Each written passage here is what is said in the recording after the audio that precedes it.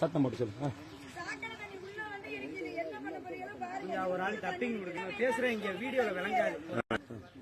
அதாவது அந்த அம்மா என்ன சொல்றாங்கன்னு கேட்டுக்கிறீங்க. மழை பெஞ்ச லேசா மழை தான், 10 நிமிஷம் பெஞ்ச மழைக்கு இவ்வளவு தண்ணி நிறைஞ்சிருக்குது. 50 வருஷமா ஓடிக்கிருந்த சரியான அதோட வழித்தடத்துல ஓடிக்கிருந்த வாய்க்கால அடைச்சி அராஜகம் பண்றதுனால அந்த வீட்டுக்கு அந்த குடியிருப்பு பாருங்க. இந்த வீட்டு வலையெல்லாம் நல்லா வீட்டு வலையெல்லாம் வந்து வர்றமா இந்த வீட்டு வலையெல்லாம் கூவாரம் ஆக்கி விட்டாங்க. இந்த வீடை வந்து கூவாரம் ஆக்கி விட்டாங்க. ஆத்தங்கரையோரம் குடியிருக்க மக்கள் மாதிரி ஆக்கி விட்டாங்க. யாராச்சும் உயிர் பண்ணினா யாரு பொறுப்பு? தாசில்தார் பன்னீர்செல்வம் தான் பொறுப்பு.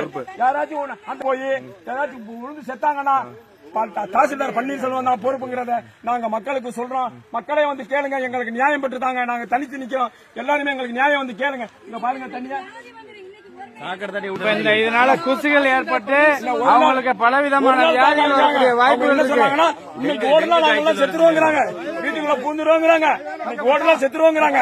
பாருங்க அந்த அனுகுறாங்க. தாசில்தார் பன்னீர்செல்வத்துக்கு அரசாங்கத்தில் இருந்து பணம் வருதா இல்ல அரசியலில் இருந்து பணம் வருதா?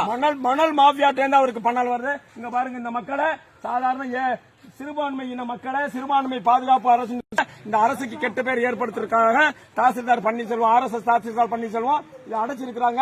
இவரு பாருங்க இந்த அநியாயத்தை கேளுங்க. இதை கேட்டு பாருங்க. நீங்க மக்களை நீங்க தான் எங்களுக்கு நீதி வழங்கி தரணும். இது நீங்க தான் நீதி தரணும். சட்டமும் எங்களை கைவிட்டுருச்சு, ஆட்சியாளர்கள் எங்களை கைவிட்டாங்க.